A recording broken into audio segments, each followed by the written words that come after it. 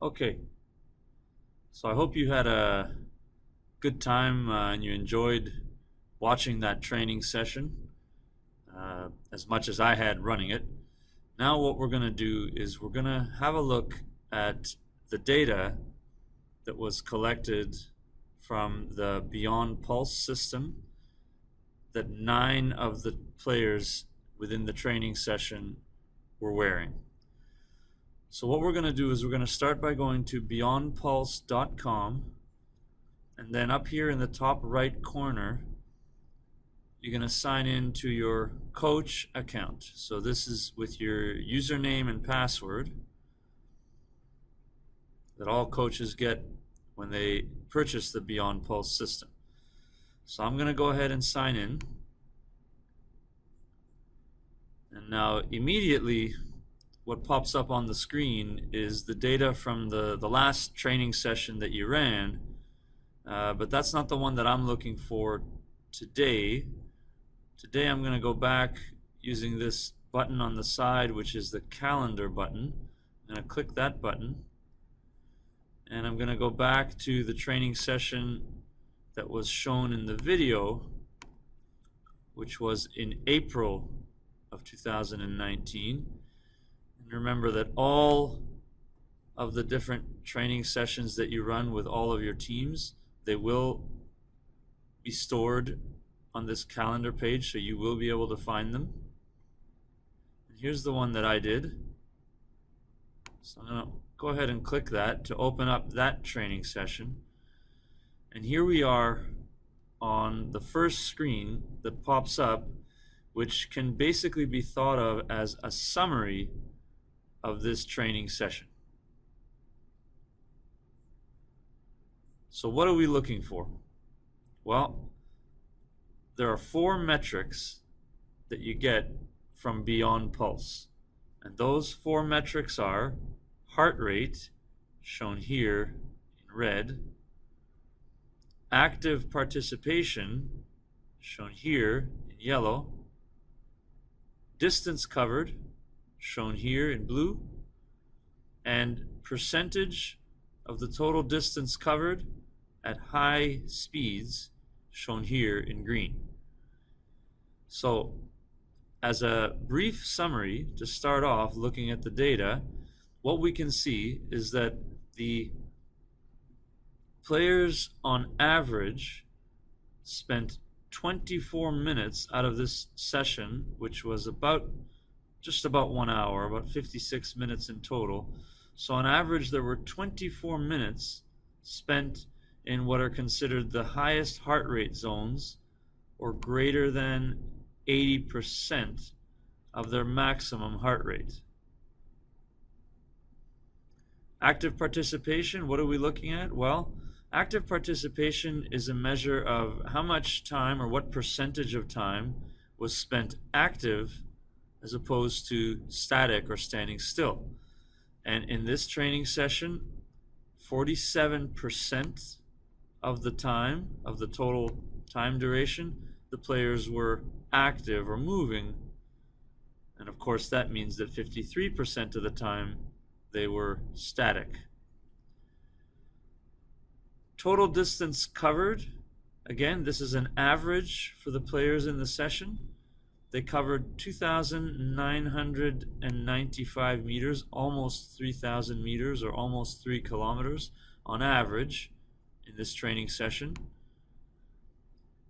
And again, on average for the group, the players spent 24% of their total distance covered at high speeds. And keep in mind, when we talk about high speeds, we're talking about fast running and sprinting. So 24% on average of the total distance covered was spent running fast.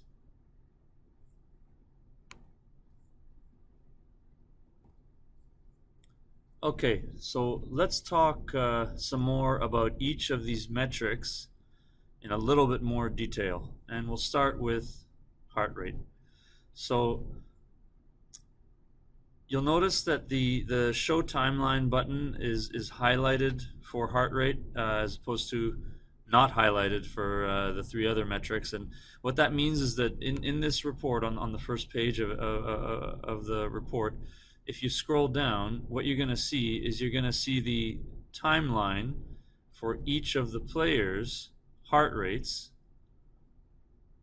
over the course of the training session. And what you'll notice is that the dotted lines, so those different colored dotted lines that you see here, those are individual players. And then the solid orange line here, that's the line for the team.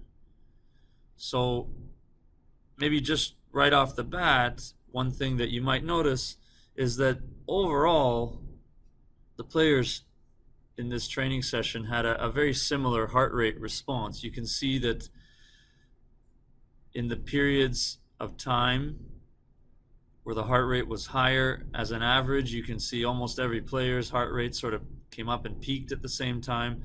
And similarly, when the average heart rate for the team dropped, you can see for the most part, players' average heart rates dropped as well. Of course, there's a little bit of variability from one player to the next, but they sort of followed a similar pattern throughout the training session.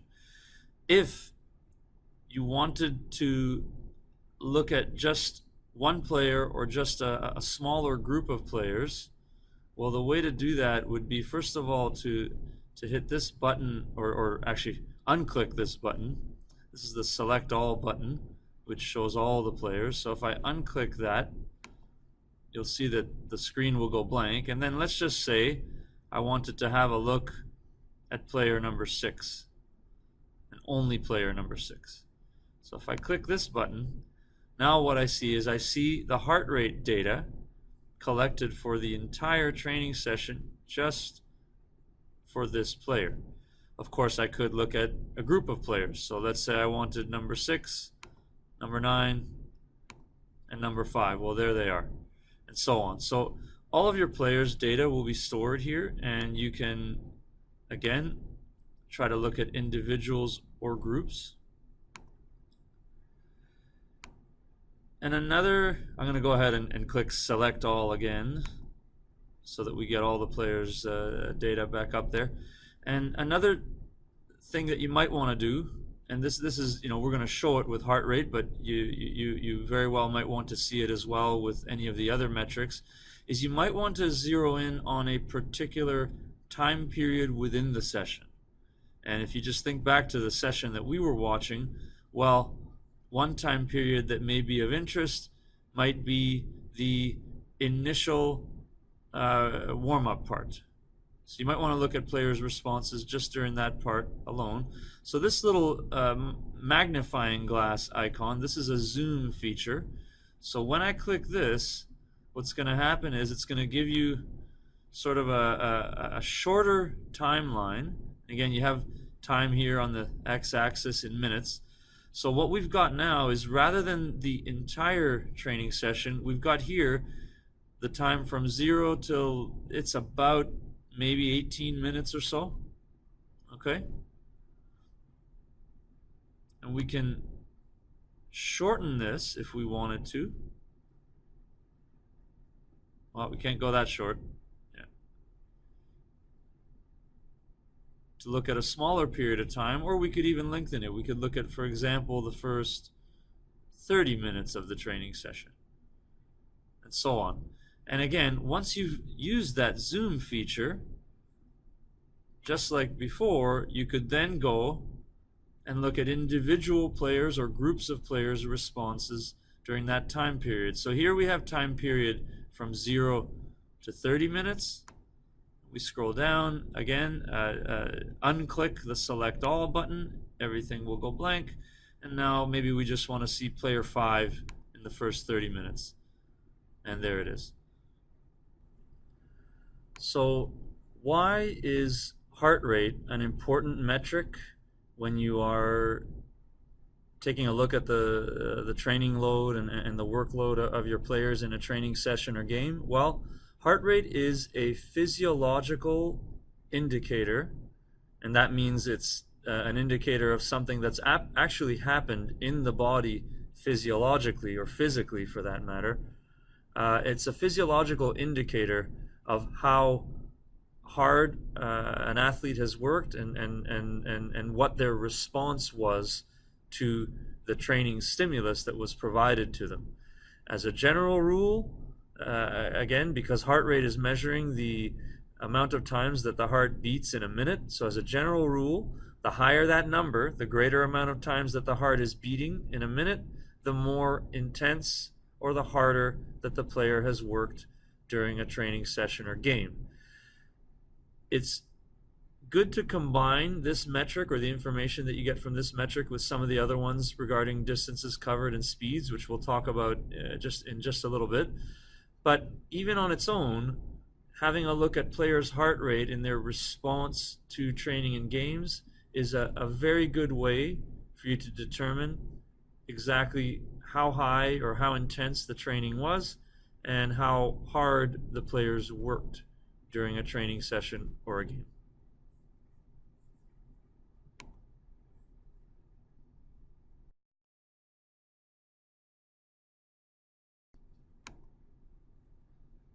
So now you can see that the Show Timeline button for active participation is highlighted. So that means that the data that we're looking at now is for the active participation of the players in the session. And again, if we scroll down, I've zoomed back out. So we've got a picture of the entire training session, and we've got all of the players within that session and their data here.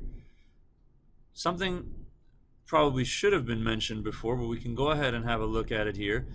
In addition to the players' data and of course the team average data throughout the training session, you do get this little snapshot, which is down here in the when you open up the screen you don't see it, but when you start to scroll down it's put here in the bottom left, and this is showing you the two players with the highest values for whatever metric you're looking at and the two players with the lowest values.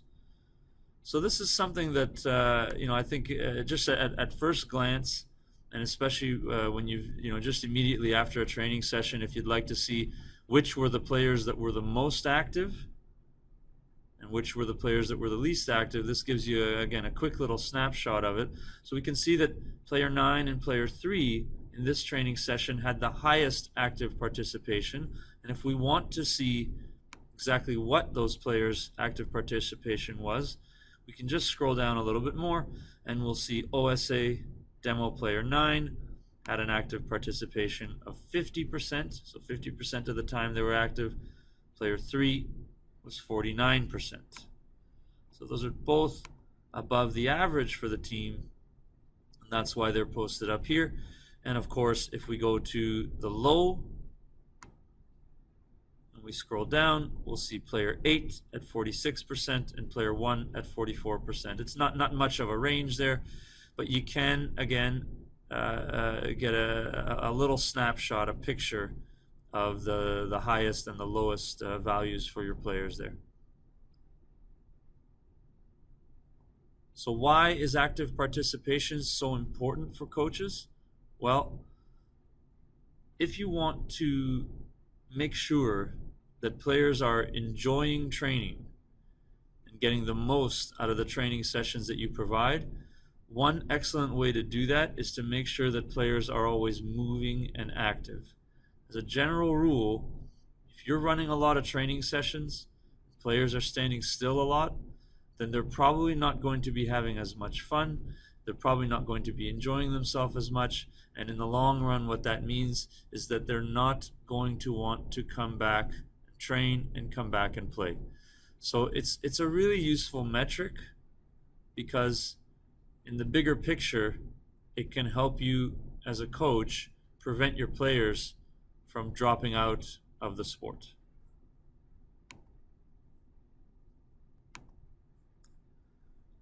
So let's talk about distance covered.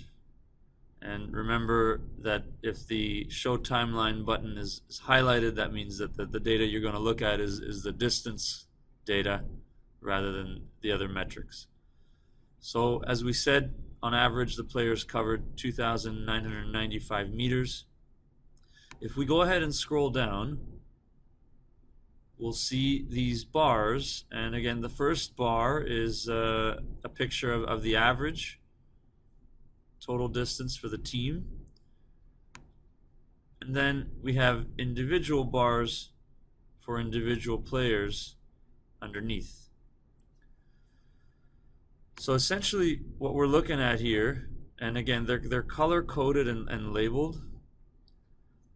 So the distance, like the total distance, is then further broken up into these 4 categories that are color coded, and those are blue for low intensity, green for medium intensity, yellow for high intensity, and red for maximum intensity. And something to keep in mind when we talk about these intensities, intensities are related to speed or velocity, and each unit, just through the algorithm that it has, it is able to learn with the user. Of course, you should have done a calibration, but if you've done that correctly, then the unit recognizes for each individual user what their maximal speed or maximal velocity is, and then works backward from that. So if you see any one of these players here, for example, this player that shows that she spent 10% of the total distance covered at maximal intensity, that means 10% of the total distance that she covered in this training session was done at her maximal velocity. So it's not a threshold for what's considered maximal speed that is applied to everybody. Every single player is scored, and the data is collected based on their own personal maximums. Once again, as mentioned in the previous section on active participation, not only do you get total distance for each player, but you also get the 2 highest and the 2 lowest. And again, we can see player 3, player 6 here covered the highest total amount of distance. Here's player 3, 3,345 meters, and player 6, 3,255 meters, and those are both fairly well above the average for the group. So why is total distance covered so important? Well, along with heart rate, it's a good measure of the overall training load for the players. As a coach, you may want to increase or decrease the intensity or load of your training. And by looking at how much distance the players have covered in training, as a general rule, the greater the distance they cover, the higher the training load or the intensity, and vice versa. The lower distance covered, the lower the intensity or training load.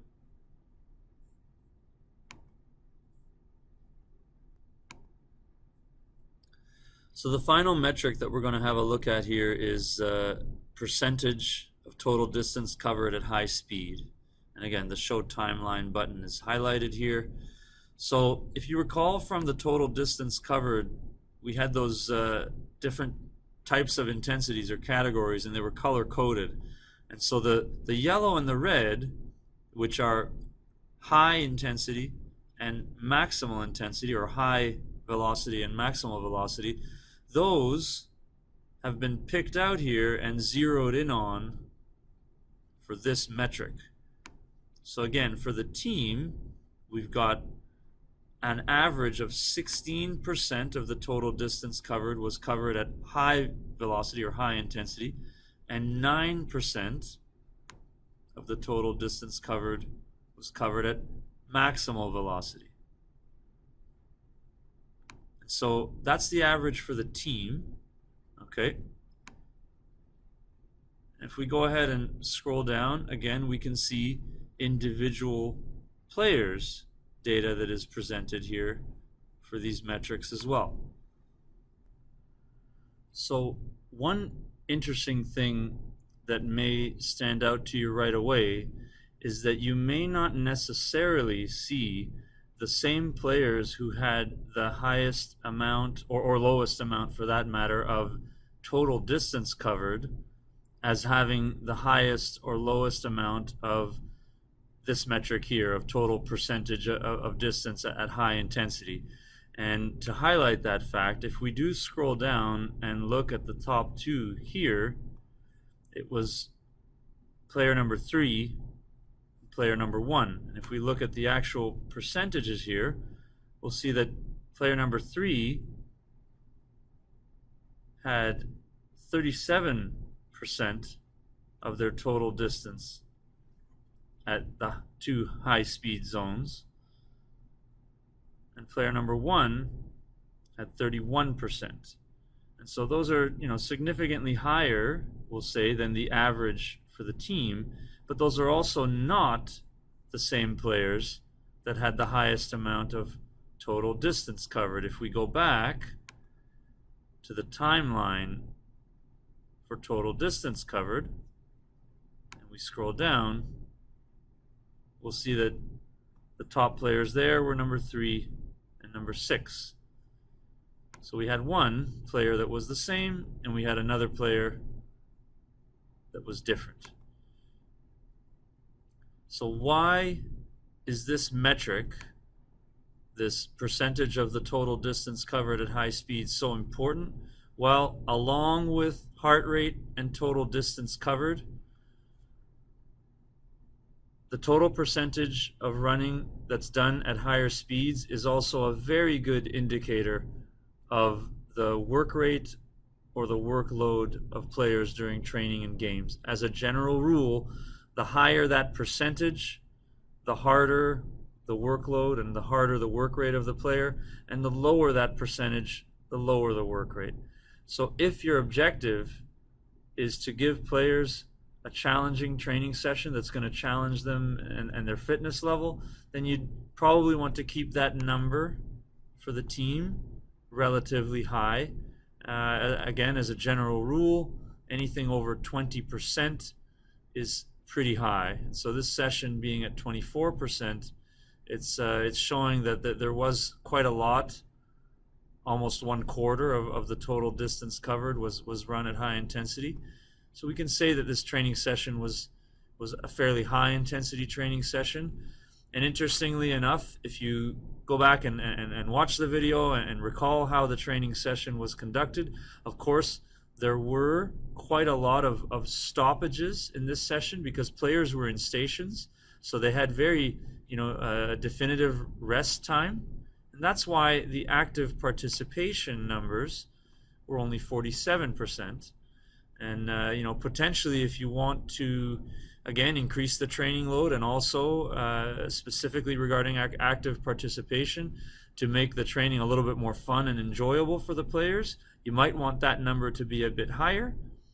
But if you did a similar training session to the one that I've done in this example, where you've got some very high intensity runs and sprints and movements that are going on, of course players do need a little bit of rest in between those movements in order to perform them well. And so you may end up, like I did, getting a low number of active participation, but still a relatively large amount of time spent in the high heart rate zones and a relatively high percentage of total distance covered at high intensity.